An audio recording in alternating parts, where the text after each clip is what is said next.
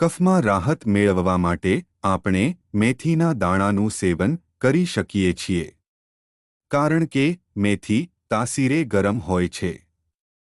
મેથીના થોડા દાણા રાત્રે 1 ગ્લાસ પાણીમાં પલાળી સવારે નરણા કોઠે તેને ચાવી જવા અને તેનું પાણી પી જવું. નિયમિત આ પ્રયોગ કરવાથી એસિડિટી તથા પેટ સંબંધિત સામાન્ય સમસ્યાઓમાં પણ ફાયદો થાય છે.